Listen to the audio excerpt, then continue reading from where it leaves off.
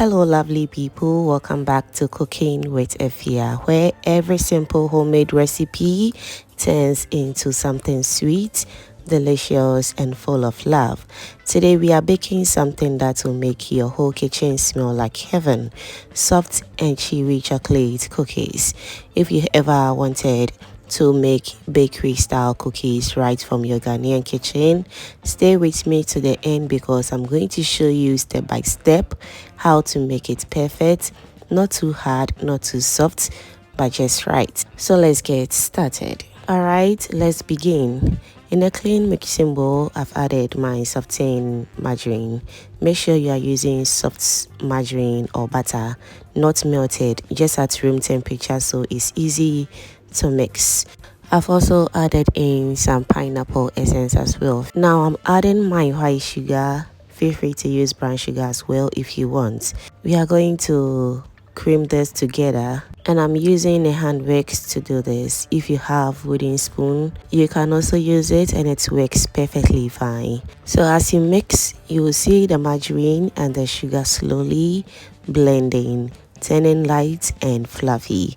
This step is so important because it gives your cookies that lovely soft inside and golden edges, so don't rush. Take your time and mix it well. You want the sugar to dissolve nicely into the batter.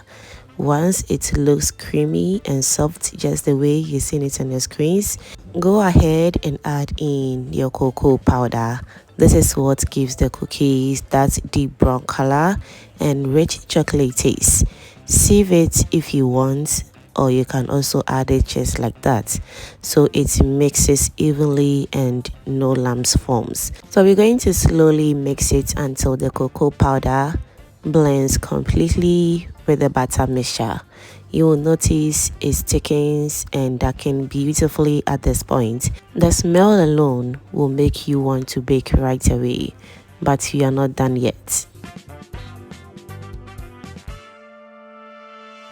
Now let's go in with our dry ingredients. I'm adding my flour, just a little at a time, and I will gently serve it just the way you're seeing it on the screens right now. So we don't want to just dump everything at once. That can make the dough heavy.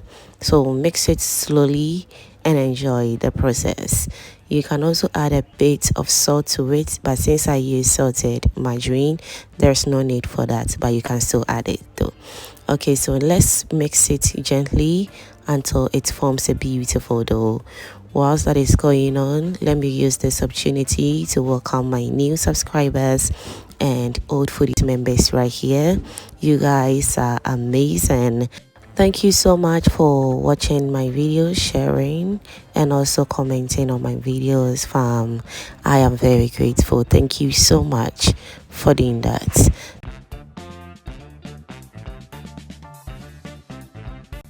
Now this is how we want the dough to look like. It should look very thick but not too thick as well.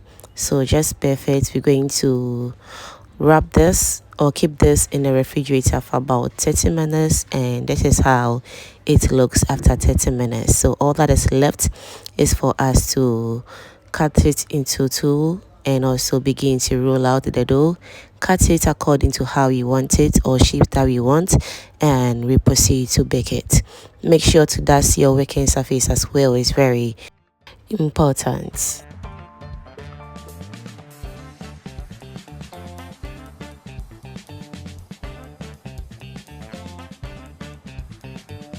One more thing, make sure to roll your dough not too thin and not too thick as well.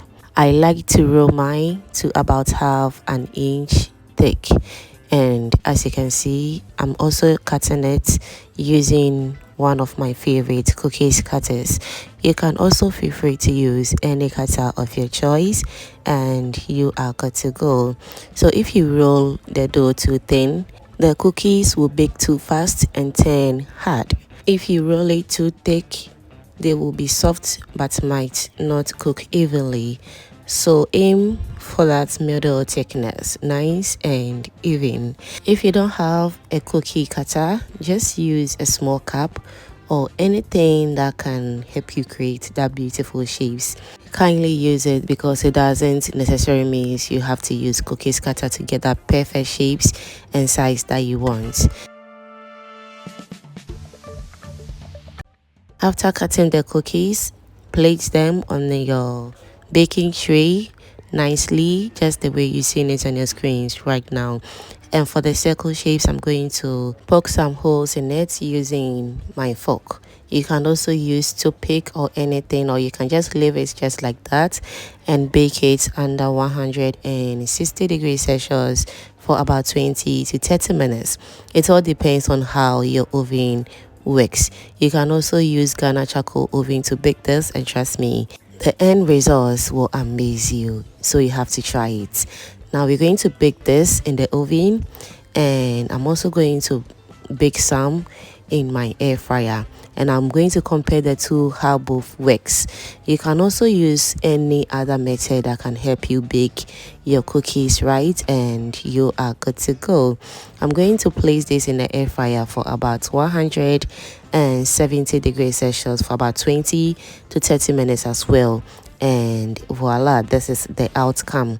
After about 30 minutes, the oven one is ready and looking absolutely perfect. At this point, let me know in the comment section what you think about this simple homemade Ghana chocolate cookies. I hope you're going to give it a try, and I'll be very glad in the comment section to read all your amazing comments down below.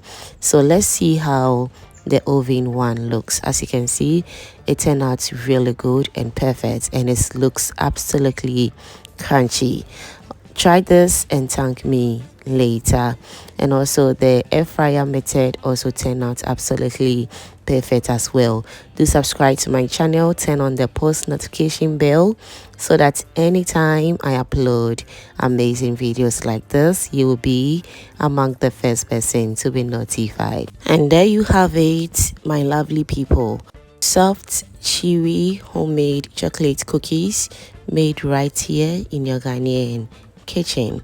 If you try this recipe, please start cooking with Efya and let me know how yours turn out. Don't forget to like, comment, and subscribe for more delicious homemade recipes just like this. Every week we cook something new, simple, and full of love. Until next time, keep cooking with passion, keep smiling, and remember, good food bring good mood. See you in the next video. Bye for now.